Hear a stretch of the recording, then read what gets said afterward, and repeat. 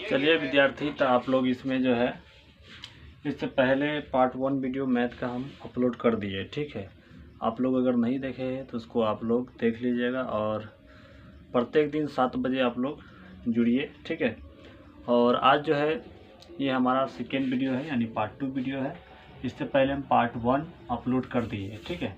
तो उसको आप लोग ज़रूर देख लीजिए। उसमें काफ़ी महत्वपूर्ण बात बताया है कि आपको कौन चैप्टर को कैसे पढ़ना चाहिए, है ना, और कौन चैप्टर को आपको बाद में पढ़ना चाहिए, ठीक है। तो सभी हम बता दिए हैं कि आप उसको ज़रूर देख लीजिएगा आप लोग। चलिए, तो यहाँ पे हम पार्ट 2 में यहाँ पे जो हम पढ़ाए थे पिछले वीडियो में उसको ही थोड़ा सा रिवीजन करते हैं, ठीक है।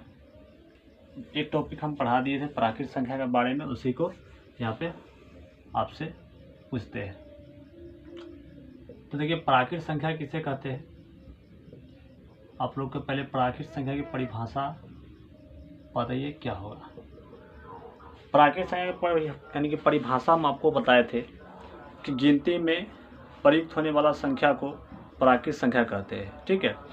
अगर आपसे पूछा जाए कि प्राकृत संख्या किसे कहते हैं, तो गिनती में प्रयुक्त होने वाला संख्या को क्या बोलते हैं, प्राकृत संख्या कहते हैं। लिख देते हैं यहाँ पे,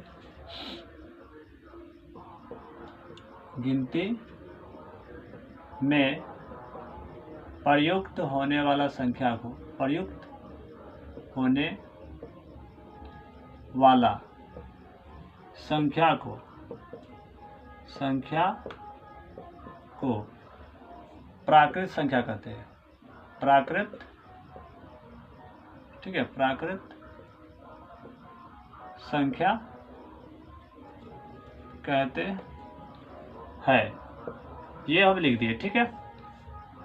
यहाँ पे हम संख्या शॉर्ट में लिखे, आप लोग फुल में लिखिएगा। तो ये हम प्राकृत संख्या की परिभाषा लिख दिए। और प्राकृत संख्या होता कौन कौन है, क्या आप बता सकते हैं कि सबसे यानी कि छोटी प्राकृत संख्या क्या होगा और सबसे बड़ी प्राकृत संख्या क्या होता है। तो देखिए, आपको बात करते हैं जैसे इसमें, जैसे सबसे प्राकृत संख्या की बात करें तो 1 होता है, 2, 3 डॉट डॉट 3 के बाद 4, 5, 6, 7, 8, 9, 10, 11, 12 अरबों खरबों कितनों भी बोल दीजिए, वो सब क्या है, प्राकृत संख्या है। तो ये अनंत तक जाती है, ये इसका कोई पता नहीं है कि कहाँ तक जाती है, ठीक है। तो ये हमारा प्राकृत संख्या है। और सबसे छोटी प्राकृत संख्या की बात करें तो इसमें सबसे छोटी प्राकृत संख्या कौन है, तो आप बोलेंगे कि सर 1 है। क्या है सबसे छोटी प्राकृत संख्या, क्या है सबसे छोटी प्राकृत संख्या, इसमें क्या है, 1 है। लिख देते हैं सबसे छोटी प्राकृत संख्या, सबसे छोटी प्राकृत संख्या, ठीक है, क्या है, 1 होगा। अगर आपसे पूछा जाए कि सबसे बड़ी प्राकृत संख्या क्या है, सबसे बड़ी प्राकृत संख्या, सबसे बड़ी प्राकृत संख्या, तो सबसे बड़ी प्राकृत संख्या क्या है, इसमें आपको पता चल रहा है कितना है, नहीं पता चल रहा होगा। आपको सिर्फ इतना पता चला कि प्राकृत संख्या क्या है, अनंत है, ठीक है। तो प्राकृत संख्या इसमें आपको अनंत तक जाती है, इसका कोई अंत नहीं है, कहाँ तक के जाएगी ये संख्या जो है, कहाँ तक जाएगी, कोई अंत है नहीं, अंत है इसका, ठीक है। तो ये क्या प्राकृत संख्या क्या हो जाएगा, अनंत हो जाएगा। क्या होगा, अनंत हो जाएगा। क्या हो जाएगा, अनंत का सिंबल ऐसे भी होता है, ठीक है ना। तो ये आपका प्राकृत संख्या हो गया। अगर आपसे पूछा जाए कि सबसे, आपसे ऐसे पूछा जाता है सवाल कि बताइए प्रथम n प्राकृत संख्या का योग क्या होता है। प्रथम n प्राकृत संख्या का योग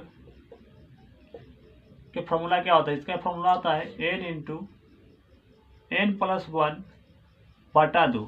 ये आपका फॉर्मूला होता है, ठीक है। तो इसको आप लोग ध्यान रखिएगा। इससे सवाल आपके बिहार बोर्ड पूछता क्या है, तो देखिए सवाल कैसा पूछता है।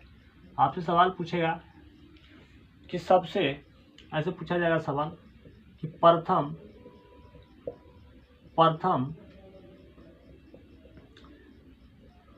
10 प्राकृत संख्या का, प्रथम 10 प्राकृत संख्या का योग क्या है, चाहे क्या होगा, है ना, योग है। इस तरह के सवाल आपसे पूछा जाएगा।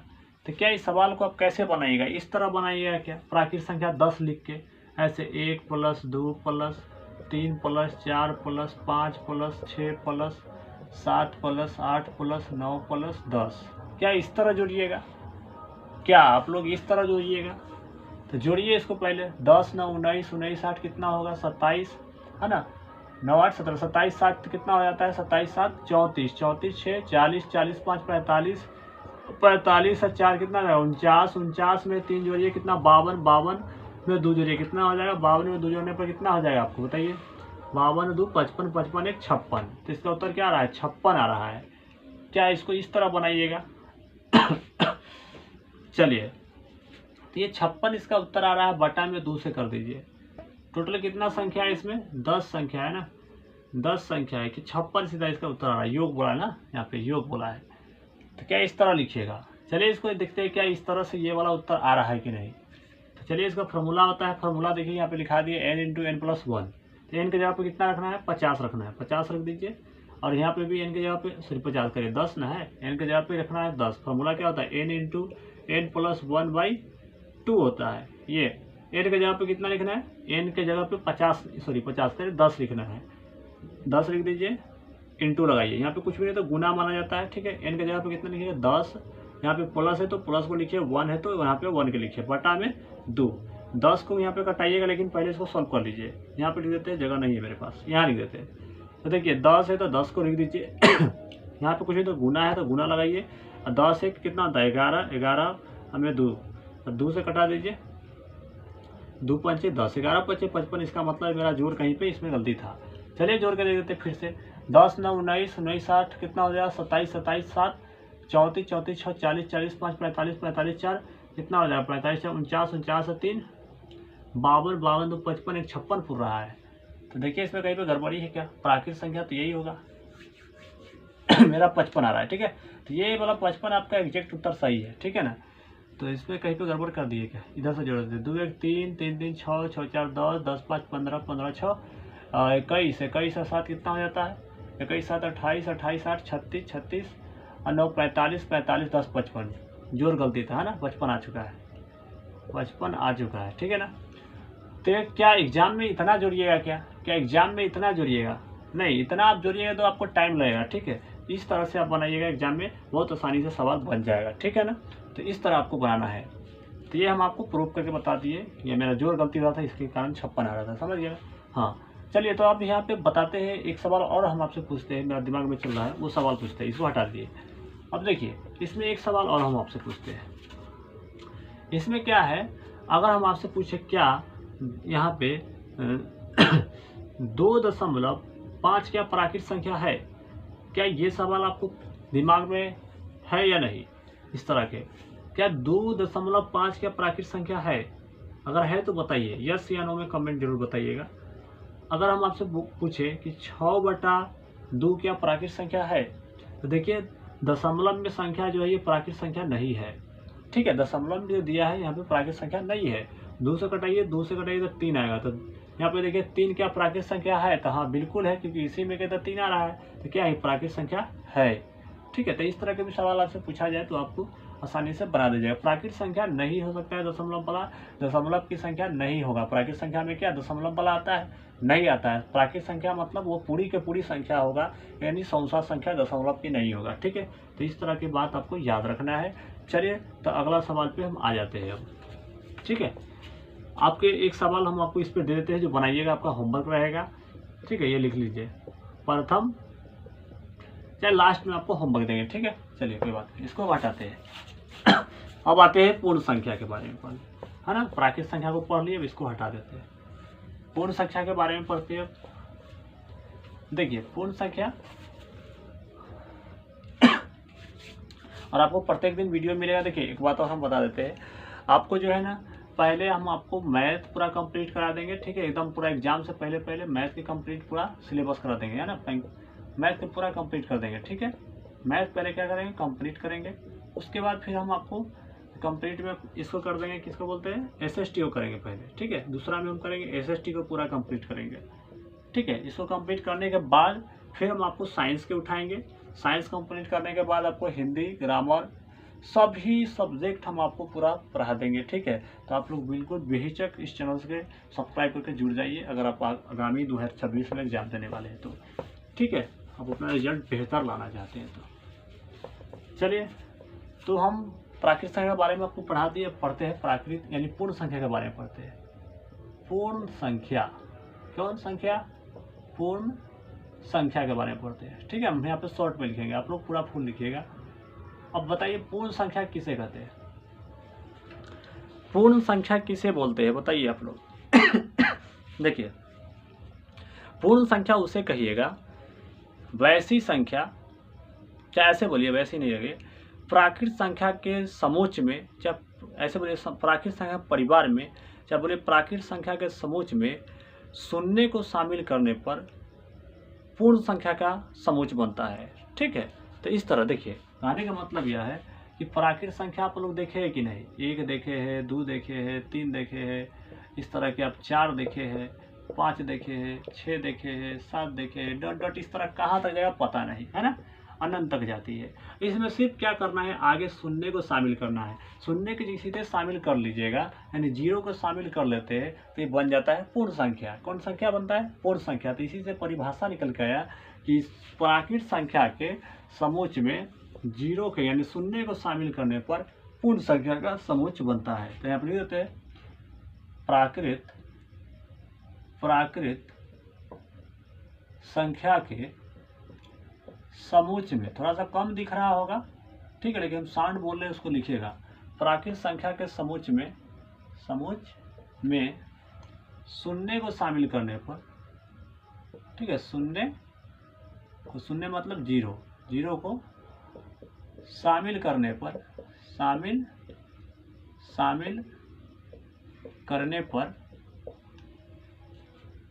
करने पर प्राकृत संख्या का समूच बनता है। किसका? प्राकृत संख्या का समूच बनता है, बनता है। इस तरह आप लिखिएगा परिभाषा, ठीक है। तो देखिए, ये हम तो जान गए कि प्राकृत संख्या के समूच में 0 के शामिल करेंगे यानी शून्य को शामिल करते हैं तो पूर्ण संख्या का समूच बनता है, ठीक है। अब इसमें जानते हैं, यहाँ पे लिखते हैं जैसे, क्या लिखते हैं? जैसे यहाँ पे 0 लिखेंगे, 1 लिखेंगे, 2 लिखेंगे, 3 लिखेंगे, 4 लिखेंगे, 5 लिखेंगे, इसी तरह डॉट डॉट कहाँ तक जाएगा पता नहीं, 0 माइल तक जाएगा। तो देखिए, इसका कोई अंत नहीं है कहाँ तक जाएगा, ठीक है। तो यहाँ तक हम आपको लिख दिए। अगर आपसे पूछा जाए इसमें सवाल कि सबसे छोटी पूर्ण संख्या बताइए, सबसे छोटी पूर्ण संख्या बताइए, सबसे छोटी पूर्ण संख्या बताइए कौन सा है? सबसे छोटी पूर्ण संख्या कौन सा है? तो आप कहेंगे सबसे छोटी पूर्ण संख्या 0 है। क्या है? 0 है। अगर हम आपसे पूछे सबसे बड़ी पूर्ण संख्या बताइए, सबसे बड़ी पूर्ण संख्या बताइए, सबसे बड़ी पूर्ण संख्या बताइए। क्या आप बता पाएंगे सबसे बड़ी पूर्ण संख्या? क्या इससे यहाँ पे कोई भी शिक्षक महोदय जी बड़ी पूर्ण संख्या नहीं बता पाएंगे, है ना, चाहे हम हो या कोई भी शिक्षक महोदय। तो ये बड़ी संख्या जो होंगे पूर्ण संख्या अनंत ही होंगे। कोई भी शिक्षक महोदय पढ़ाएंगे तो बोलेंगे कि सबसे बड़ी पूर्ण संख्या अनंत होती है। क्या होती है? अनंत होती है, ठीक है ना। ये बात आप अच्छे से ध्यान में रखिएगा। क्या होगा? अनंत हो जाएगा। क्या होगा? अनंत हो जाएगा, ठीक है। ये आप ध्यान रखेंगे। उसके बाद यहाँ पे आपको ये तो बात समझ में आ गया होगा आपको। अब यहाँ पे एक आध सवाल आपसे पूछते हैं, ठीक है। अगर हम आपसे पूछे कि यहाँ पे अगर देखा जाए तो पूर्ण संख्या में कितना है, यानी पूर्ण संख्या का अंतर कितना होता है, तो देख रहे हैं कि पूर्ण संख्या का अंतर क्रमागत, हम लिखेंगे क्रमागत पूर्ण संख्या का अंतर कितना होता है? 1 का होता है। क्या? 0 से 1 हुआ है। देखिए यहाँ पे ध्यान से देखिए, 0 से 1 हुआ तो कितना बढ़ा? 1 बढ़ा। हम बोले 1 से 2 हुआ तो कितना बढ़ा? 1। तो आपसे ऐसे भी सवाल पूछे कि क्रमागत पूर्ण संख्या का अंतर कितना होता है ना। 2 क्रमागत पूर्ण संख्या का अंतर कितना होगा? तो कहने का मतलब यह, क्रमागत का मतलब अगर 4 है तो 4 के बाद 5, तो क्रमागत पूर्ण संख्या ही होगा, है ना। तो क्या हो जाएगा? अंतर 1 का होगा। कितना का? 1 का। ये भी लिख देते हैं। हालांकि ये सवाल आपसे नहीं पूछेगा, ठीक है। 2 क्रमागत पूर्ण संख्या का अंतर, दो क्रमागत पूर्ण संख्या का अंतर कितना होता है? 1 होता है। ठीक है, कितना होगा? 1 होगा। ये आप ध्यान रखिएगा। चलिए अब इसमें एक आध दो सवाल हम आपसे पूछते हैं, थोड़ा कम चल रहा है मार्कर, ठीक है, लेकिन ध्यान से देखिएगा। क्या आपको दिख रहा है? इस पे देख लेते एक बार हम। चलिए दिख रहा है ना? अब यहाँ पे देखिएगा इसमें आपको बताते हैं, आप ध्यान से समझिएगा। कल से मार्कर दूसरा रखेंगे तो आपको दिखाई देगा अच्छा से। क्या आपसे पूछा जाए क्या जीरो कैसी संख्या है? देखिए ये सवाल आपका महत्वपूर्ण है। आपसे बोला जाए कि जीरो कैसी संख्या है, जीरो कैसी संख्या है, तो देखिए आपका जवाब निकल के आएगा कि जीरो एक पूर्ण संख्या है। क्या संख्या है? पूर्ण संख्या है। जीरो कौन सी संख्या है? पूर्ण संख्या है। तो ये आप याद रखेंगे, ठीक है। अगर हम आपसे बोले क्या 3/2 क्या पूर्ण संख्या है? क्या अगर हम आपसे पूछे कि 3/2 क्या पूर्ण संख्या है, आप लोग क्या इसका कमेंट करिएगा, बताइए। तो देखिए 3/2 पूर्ण संख्या नहीं है। क्यों नहीं है? क्योंकि इसको आप कटाएंगे तो दशमलव में चला जाएगा, और दशमलव में क्या पूर्ण संख्या यहाँ पर है? नहीं है ना? तो क्या कहिएगा? 3/2 पूर्ण संख्या नहीं है, ठीक है ना? तो इसका उत्तर क्या होगा? ये पहला जो है इसका पूर्ण संख्या ये नहीं है। अगर हम आपसे पूछे दूसरा सवाल कि क्या 8/4 पूर्ण संख्या है? क्या 8/4 पूर्ण संख्या है? तो क्या आपके जवाब होगा, बताइए। क्या 8/4 पूर्ण संख्या है? तो आपका जवाब होगा कि यस। क्या होगा? यस। क्योंकि 4 को आप कटाइएगा, 4 दूनी 8 कटेगा तो 2 निकल के आएगा, और 2 क्या है? पूर्ण संख्या है, क्योंकि 2 इसमें है, ठीक है ना? तो ये आप समझ गए ध्यान रखिएगा, ठीक है। अब इसमें सवाल दूसरा आता है, इसमें सवाल दूसरा आता है। दूसरा सवाल कौन सा होगा? देखिएगा ध्यान से। देखिए कैसे हो गया, ऐसे था। इसमें अब सवाल दूसरा आता है। कौन सा आता है? दूसरा सवाल आता है, ध्यान से देखिएगा। अरे कैसे हो गया चलिए देखिए दूसरा सवाल यहाँ पे समझिएगा ध्यान से। ये तो हो गया, चलिए इसको अब हम हटा देते हैं, ठीक है। ये पूर्ण संख्या के बारे में हम पढ़ चुके हैं, तो आप लोग इसको नोट कर लीजिएगा। ये सवाल सभी यहाँ पे महत्वपूर्ण था। अब समझते हैं पूर्णांक संख्या। कौन संख्या के बारे में? पूर्णांक संख्या के बारे में पढ़ते हैं। देखिए पूर्णांक संख्या किसे बोलते हैं? तो देखिए पूर्णांक संख्या अगर आपसे पूछा जाए किसे बोलते हैं, तो बताइए क्या आपका जवाब निकल के आएगा पूर्णांक संख्या में? तो देखिए आप बोलिए, कोई भी पूछेगा कि पूर्णांक संख्या किसे कहते हैं, तो आप ध्यान रखिएगा पूर्णांक संख्या किसे कहेंगे? प्राकृत संख्या के, ध्यान छोड़िए, पूर्ण संख्या के समुच्चय में प्राकृत संख्या के ऋणात्मक मानों को शामिल करने पर पूर्णांक संख्या का समुच्चय बनता है। कहने का मतलब क्या है? मेरा बात को ध्यान से समझिए। कहने का मतलब यह है हमारा कि देखिए ये नंबर है, ध्यान से देखिए। अच्छा 1 लिखे, 2 लिखे, 3 लिखे और 4 लिखे और डॉट डॉट लिखे, तो ये क्या है? कौन संख्या है? प्राकृत संख्या है। कौन संख्या है? प्राकृत संख्या है। अच्छा तो यहाँ पर अगर हम बोले 0 लगा दिए तो अब कौन संख्या हो गया? पूर्ण संख्या हो गया, है ना? और हम यहाँ पे क्या बोल रहे हैं कि यानी पूर्ण संख्या के समुच्चय में प्राकृत संख्या के ऋणात्मक मानों को शामिल करने पर पूर्णांक संख्या के समुच्चय बनता है ना? यानी प्राकृत संख्या के समुच्चय में ऋणात्मक मान को शामिल करें। किसका ऋणात्मक मतलब समझते हैं? माइनस वाला, है ना? तो यहाँ पे क्या करेंगे? यहाँ पे 0 लिखे तो यहाँ पे -1 लिख देंगे, माइनस के यहाँ पे 2 लिख देंगे, माइनस के 2 और माइनस के 3, इस तरह के। तो ये क्या हो जाएगा? पूर्णांक संख्या कहला जाएगा। चलिए इसका परिभाषा हम लिखते हैं और आप ध्यान से देखिएगा। तो यहाँ पर लिखते हैं पूर्णांक संख्या। पूर्णांक संख्या, ध्यान से देखिएगा, पूर्णांक संख्या। अब देखिए ये पूर्णांक संख्या हम लिख दिए, अब इसका परिभाषा लिख देते हैं। तब क्या बोले हैं कि पूर्ण संख्या के समुच्चय में प्राकृत संख्या के ऋणात्मक मानों को शामिल करने पर पूर्णांक संख्या का समुच्चय बनता है। चलिए यहाँ लिखते हैं पूर्ण संख्या के पूर्ण, देखिए संख्या हम शॉर्ट में लिख रहे हैं, आप लोग पूरा लिखिएगा। पूर्ण संख्या के समुच्च में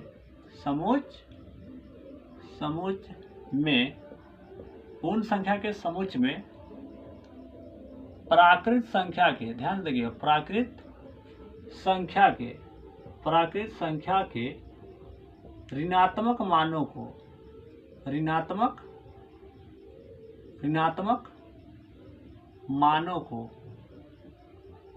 ठीक है, ऋणात्मक मानों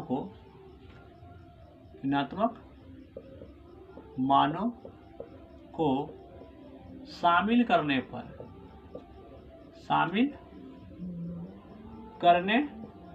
पर क्या बोले हैं, ऋणात्मक मानों को शामिल करने पर पूर्णांक संख्या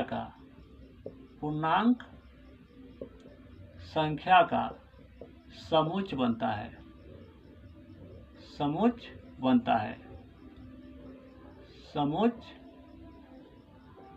क्या बनता है? समुच्च बनता है। ठीक है, ये तो हम बना दिए। आपको एग्जाम्पल हम दे देते हैं। अब यहाँ पर ध्यान से समझिएगा आप लोग। जहाँ पे आप लोग को समझ में नहीं आएगा तो आप वीडियो के नीचे कमेंट जरूर करिएगा, ठीक है ना। चलिए यहाँ पे देखिएगा, जैसे अब देखिए यहाँ पे पूर्णांक संख्या हम लिख देते हैं थोड़ा सा। जैसे यहाँ पे लिखेंगे, पहले लिखते हैं 0, क्या लिखेंगे 0, 1 लिखेंगे, 2 लिखेंगे, 3 लिखेंगे, डॉट डॉट अनंत तक जाएगा। ठीक है, ये कहाँ तक जाएगा पता नहीं। 3 के बाद 4, 5, 6, 7, 8, 9, 10, 11, 12, 13, 14, 15, 16, 17, 18, 19, 20, अरब खरब डरब जो भी कहते हैं वो सब अनंत तक जाएगा, पता नहीं कहाँ तक जाएगा। ठीक है, और यहाँ पे देखिए -1, -2 और -3, ये भी कहाँ तक जाएगा पता नहीं। ठीक है, तो इसका भी अनंत है, इधर अनंत हो जाएगा। ठीक है ना, ये कहाँ तक जाएगा पता है किसी को पता नहीं है कि कहाँ जाके रुकेगा। शुरुआती सबको पता है कि कहाँ से शुरू होगा, ठीक है, लेकिन कहाँ जाके ये रुकेगा इसका कोई अंत नहीं है ऋणात्मक संख्या के भी। अच्छा, अब आपसे यहाँ पे सवाल बनता क्या है, यहाँ से 2 सवाल बनता है कि बताइए, इसमें 2 सवाल से बनता है कि बताइए धनात्मक करें, पूर्णांक संख्या कितने तरह के होते हैं, बताइए पूर्णांक संख्या कितने तरह का होता है। तो देखिए, हम अगर आपको बताएं तो यहाँ पे पूर्णांक संख्या अगर देखा जाए तो पहले बताइए, ये संख्या जो माइनस में दिया गया है, ये संख्या क्या बोलेगा। जब कोई संख्या माइनस में है तो इसको हिंदी में बोलते हैं क्या, ऋणात्मक संख्या। क्या बोलते हैं, ऋणात्मक संख्या। ठीक है, ऋणात्मक संख्या बोलिएगा, ठीक है ना। और इच्छा करें, अगर कोई संख्या प्लस में है, 2 है, तो इसको क्या बोलिएगा, धनात्मक संख्या। क्या बोलते हैं, धनात्मक संख्या। ठीक है ना, तो ये बात आप ध्यान में रखिएगा। तो देखिए, इतना दूर के जो पार्ट है, यहाँ के जो संख्या का बोले हैं क्या, ऋणात्मक संख्या। ध्यान से कॉपी में अच्छा से नोट करिएगा, कॉपी कलम लेकर ही पढ़ने बैठिए ताकि आपको ज़्यादा समझ में आएगा और कॉपी कलम लेकर बैठते हैं तो। ठीक है ना, ऋणात्मक संख्या। अच्छा, और इतना दूर की जो संख्या है इसको क्या बोलेंगे, धनात्मक संख्या। क्या बोलिएगा, धनात्मक संख्या। धनात्मक का मतलब क्या होता है, प्लस के सिंबल, और ऋणात्मक का मतलब क्या होता है, माइनस के सिंबल। अच्छा, यहाँ के जो 0 बचा है इसको क्या बोलिएगा। देखिए 11th में आप पढ़िएगा 0 क्या है, धनात्मक संख्या है। ठीक है, अभी फिलहाल आप इसको मान लीजिए शून्य पूर्णांक है। क्या मानिएगा, शून्य पूर्णांक। क्या मानिएगा, देखिए शून्य पूर्णांक। आप 11th में जब मैथ पढ़ेंगे ना तो वहाँ पे आप इसको धनात्मक संख्या पढ़ेंगे, है ना। लेकिन यहाँ पे अभी 10th में आपको क्या करना है, शून्य पूर्णांक मानना है। क्या, शून्य पूर्णांक। ठीक है, चलिए, तो इतना बात क्या आपको समझ में आ गया। अगर आ गया है आपको समझ में, चलिए हम 2-3 सवाल यहाँ से आपसे पूछते हैं। देखिए ध्यान से, अगर हम आपसे पूछे कि बताइए यहाँ पर ही कि -8 है और यहाँ पे हम लिखे हैं -8 और यहाँ पे -8 हो गया और यहाँ पे प्लस के या माइनस के ही 2 लिखते हैं। हम बताइए इस दोनों संख्या में कौन बड़ा है, बताइए जल्दी, इस दोनों संख्या में कौन सा बड़ा है। तो आपका जवाब निकल के आएगा कि देखिए सर, इस दोनों संख्या में कौन बड़ा संख्या है। इसका सिंपल से तरीका क्या है कि जो संख्या माइनस में है और जो संख्या में सबसे बड़ा है वो संख्या सबसे छोटा है। जो संख्या में माइनस लगा होगा ना, और उसमें माइनस जब लगा होगा, जो संख्या सबसे बड़ा है और उसमें माइनस लगा होगा, वो सबसे छोटा संख्या कहलाएगा। ठीक है, और जो संख्या सबसे छोटा है और माइनस लगा होगा, वो संख्या सबसे बड़ा होगा। तो इसमें सबसे बड़ा संख्या कौन है? 2। समझ में आ गया? चलिए एक सवाल और इसमें देते हैं इसी तरह के, कि बताइए इस दोनों में कौन बड़ा है। जैसे कि यहाँ पे लिखे -3 और यहाँ पे -1, बताइए दोनों में बड़ा कौन है?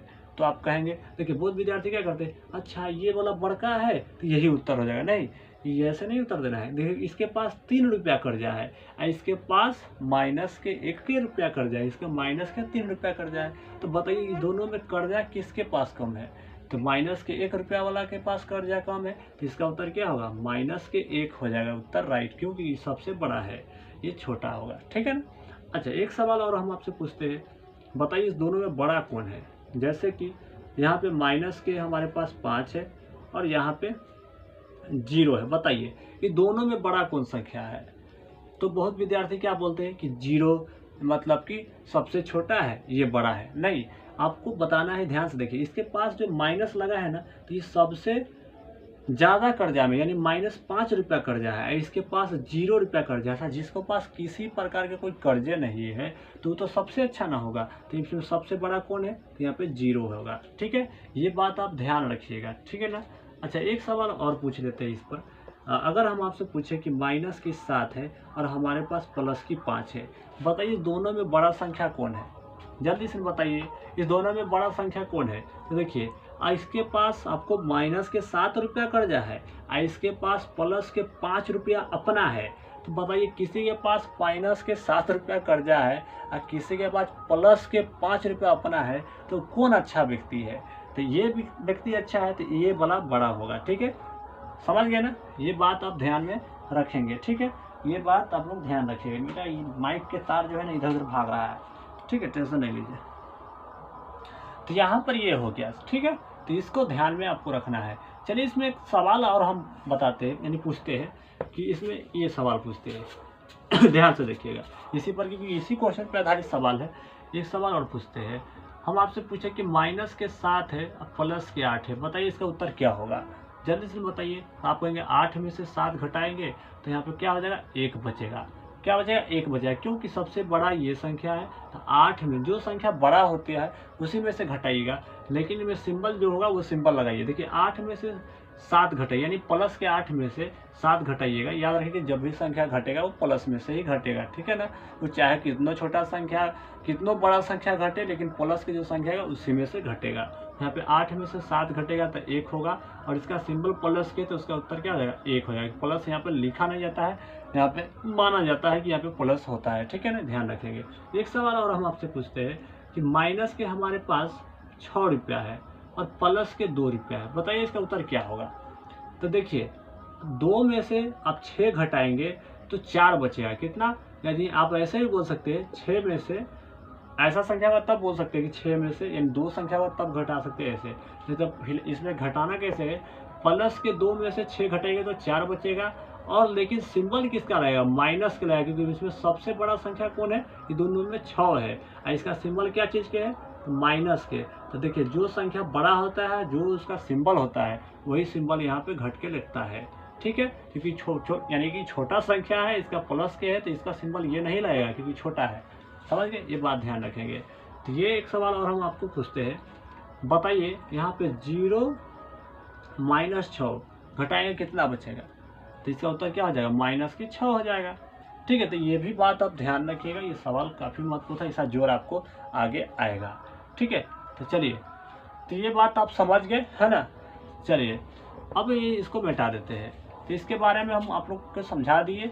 चलिए अब समझते हैं किसके बारे में? अब संख्या के बारे में समझते हैं, सम संख्या और विषम संख्या। चलिए सम संख्या और विषम संख्या के बारे में समझते हैं। 1 मिनट रुकिएगा। सम संख्या और विषम संख्या के बारे में पढ़ते हैं। देखिए ध्यान से, सम संख्या किसे कहते हैं? देखिए सम संख्या किसे बोलेगा? सम संख्या। देखिए सम संख्या किसे कहते हैं बताइए जल्दी से आप लोग। सम संख्या आप किसे बोलिएगा? देखिए आप बोलेंगे कि सम संख्या किससे कहिएगा, तो आप ऐसे भी बोलते हैं कि वैसी संख्या जो 2 से पूरा पूरा भाग लग जाए वो सम संख्या कहलाती है। ठीक है, एक ऐसे भी बोल सकते हैं कि वैसी संख्या जो 2 से पूर्णतः विभाज्य हो उसे सम संख्या कहते हैं। ठीक है ना, तो ये भी आप जो भाषा आपको याद रहे वो आप याद रखेंगे। तो हम लिख देते हैं वैसी संख्या जो 2 से किससे 2 से पूर्णतः विभाज्य हो क्या बोलिएगा, विभाज्य हो उसे सम संख्या कहते हैं। उसे सम संख्या फिर से लिख देते हैं इसको, उसे सम संख्या कहते हैं। ठीक है, अब बताइए सम संख्या कौन सा होगा, बताइए जल्दी से। वैसी संख्या हम बोल दें कि जो 2 से बोल क्या दे, इसकी परिभाषा ही खुद कहता है कि वैसी संख्या जो 2 से पूर्णतः विभाज्य हो, यानी 2 से पूरा कट जाए, वैसी संख्या भाज्य संख्या कहलाती है। ठीक है, भाज्य संख्या करे सम संख्या कहलाती है। ठीक है, तो यहाँ पे लिखेंगे जैसे आप एग्जाम्पल क्या लीजिएगा, जैसे में 2 लीजिए, 4 लीजिए, है ना, 6 लीजिए, 8 लीजिए, 10 लीजिए, 12 लीजिए, 14 लीजिए, इसी तरह अनंत तक जाएगा। ठीक है ना, तो ये सब क्या है, संख्या आपको सम संख्या है। ठीक है, क्योंकि 2 से कटेगा। क्या 1 2 से कटेगा? नहीं कटेगा। क्या 3 2 से कटेगा? सर कटेगा, लेकिन दशमलव में कटेगा, पूरा कटना चाहिए। ठीक है ना, शेषफल नहीं, यानी शेषफल का मतलब यह है कि पॉइंट में वो कटेगा। ठीक है ना, तो पॉइंट में नहीं कटना है। तो ये सब क्या है, सम संख्या नहीं है, कटने पर नहीं आएगा, ये भी सम संख्या नहीं है। क्या अगर आपसे पूछा जाए क्या 6/3 सम संख्या है, तो बिल्कुल इसको कटाने के बाद आपको 2 आ गया, और 2 जो है सम संख्या है। तो ये भी बात आप ध्यान रखिएगा। हम इसमें 2 सवाल, एक सवाल पूछ लेते हैं कि सबसे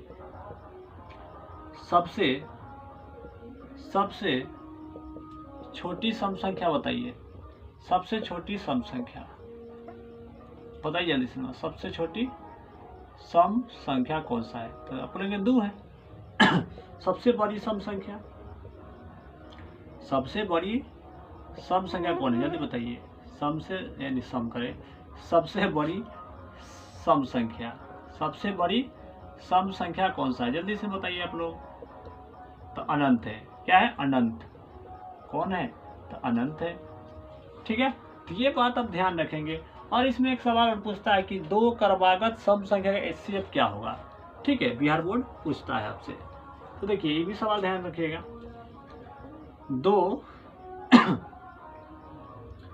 2 सम संख्या का HCF क्या होता है? 2 सम संख्या का HCF क्या होता है? देखिए जब भी 2 संख्या का HCF यानी 2 सम संख्या का HCF कहे तो इसका उत्तर 2 होगा। कैसे होगा? तो देखिए 2 सम संख्या लिखते हैं, जैसे 2 है, ये हमारे पास 4 है। 2 और 4 क्या है? सम संख्या है। इसका HCF निकालिएगा तो 4 के पहले अंदर रखिए, जो बड़ा होता है अंदर रखा था, जो छोटा है वो बाहर रखा था। 2 दूनी 4 कटाइएगा तो क्या आ गया? 2 आ गया। और 2 क्या है? इसका HCF। तो इसीलिए बोले 2 सम संख्या का HCF 2 होगा। चाहे 2 क्रमागत सम संख्या का HCF क्या होगा? 2 होगा। चलिए इसको क्रमागत ही कर देते हैं तो अच्छा रहेगा। ठीक है ना, कोई दिक्कत नहीं। 2 क्रमागत सम संख्या का 2 क्रमागत सम संख्या का HCF क्या बोलिएगा? 2 क्रमागत सम संख्या का HCF कितना होगा? 2 होगा। ये बात आप ध्यान रखिएगा। अच्छा एक सवाल और पूछेगा, 2 क्रमागत सम संख्या का अंतर कितना होगा? तो देखिए 2 क्रमागत सम संख्या का अंतर 2 होगा। देखिए दोनों घटाएंगे तो 2 ही आएगा, यहाँ घटाएंगे तो 2 ही आएगा, यहाँ भी घटाएंगे तो 2 ही आएगा, है ना। तो ये क्या होगा? 2 क्रमागत सम संख्या का अंतर 2 होगा। 2 क्रमागत सम संख्या का 2 क्रमागत सम संख्या का अंतर कितना होता है? जल्दी बताइए। 2 ही होता है, याद रखिएगा आप लोग। ठीक है। अच्छा आपसे पूछेगा कि प्रथम n सम संख्या का योग क्या होगा, या माध्य ही पूछ सकता है ना। प्रथम n सम संख्या का योग क्या होगा। देखिए तो देखिए आपसे ऐसे पूछेगा, यहाँ पे फार्मूला नोट करिएगा आप लोग। प्रथम n सम संख्या, प्रथम n सम संख्या का, प्रथम n सम संख्या, ठीक है, संख्या का योग है, यानी योग क्या होगा, इस तरह के सवाल पूछेगा। तो देखिए प्रथम n सम संख्या का योग के फार्मूला आता है n इंटू n प्लस 1, ये फार्मूला होता है, ठीक है ना। तो ये आप फार्मूला लगाते हैं तो निकल जाएगा। जैसे कि आपसे सवाल पूछा है एग्जामिनर कि बताइए कि प्रथम 5 सम संख्या का माध्य बताइए। प्रथम माध्य का है कि माध्य भी बोल सकता है, औसत बोल सकता है, योग बोल सकता है, इस तरह के बोलेगा आपसे, ठीक है ना। तो आपको टेंशन ज़्यादा लेना नहीं है, ध्यान से देखिए। प्रथम 5 सम संख्या, प्रथम 5 सम संख्या, अरे प्रथम 5 सम संख्या का योग है, क्या बोलेगा, योग बोलेगा एग्जामिनर। तो बताइए इसका क्या उत्तर होगा, इसका उत्तर क्या होगा। तो देखिए सिंपल सी बात है, तो आप क्या ऐसे लिखेंगे, एक लिखेंगे, एक तो क्या सम संख्या है, नहीं है। तो 2 क्या सम संख्या है, तो हाँ है। क्या 3 है, तो नहीं है। 4 सम संख्या है, 6 सम संख्या है, 8 सम संख्या है, 10 सम संख्या है। तो 5 को हो गया, 1 2 3 4 5, जो ये 10 8 18 18 6 24 24 4 30 30 2 32, फिर से जो ये 4 2 6 6 6 12 12 8 20 20 10 30 को, यानी इसका उत्तर 30 आ रहा है। तो क्या एग्जाम में ऐसे जोड़ेंगे आप, नहीं ऐसे नहीं जोड़ना है, आपको ये फार्मूला बताया है, इसी फार्मूला को अप्लाई करना है। तो n के जगह पे कितना लिखना है, 5 रख दीजिए, n के जगह पे 5 यहाँ पर रख दीजिए। फार्मूला फिर से लिख देते हैं, n इंटू n प्लस 1। देखिए n के जगह पे कितना लिखना है, n के जगह पे 5 लिखिए, तो 5 लिख दीजिए। n के जगह पे कितना लिखना है, 5 लिख दीजिए, प्लस 1 लिख दीजिए। 5 में 1 जोड़िए, कितना होगा। देखिए पहले यहाँ पे देखिए 5 है तो 5 लिखिए, यहाँ पे कुछ भी तो गुना है ना, तो गुना लगाइए। 5 में 1 जोड़िए, कितना होगा, 6, 5 6 के 30। देखिए हमारा उत्तर आ गया। तो इस तरह आपको बनाना है सवाल को, ठीक है, ध्यान रखेंगे आप लोग। तो इस प्रकार इस सवाल को बनाना है। चलिए इस वीडियो को हम इसी पर एंड करेंगे, ठीक है, ध्यान से देखिएगा। वीडियो को इसी पे एंड करते हैं, क्योंकि मार्कर के थोड़ा सा इंक खत्म हो गया है, तो टेंशन नहीं लेना है। आपको फिर मिलते हैं नेक्स्ट वीडियो के साथ। ये वीडियो आपको कैसा लगा है आप लोग ज़रूर कमेंट सेक्शन में बताइएगा, और सभी दोस्तों में शेयर कीजिएगा। और हाँ, चैनल से जुड़ जाइए बिल्कुल बेहिचक, बिना डरे समझे, यानी कि ये देख के, यानी कि देख लीजिए, इस तरह के आपको पढ़ना है। ये पूरा बिल्कुल डेमो क्लास है आपका, और आपको समझ में आ रहा हो कि कैसे पढ़ना चाहिए आपको, ठीक है। तो आपको भी ड्रीम है कि 4500 प्लस मार्क्स आए, यानी 450 प्लस नंबर आए। तो आप लोग बिल्कुल इस चैनल से जुड़िए और तैयारी भरपूर कीजिए, ठीक है। चलिए इसी पे एंड करते हैं, धन्यवाद।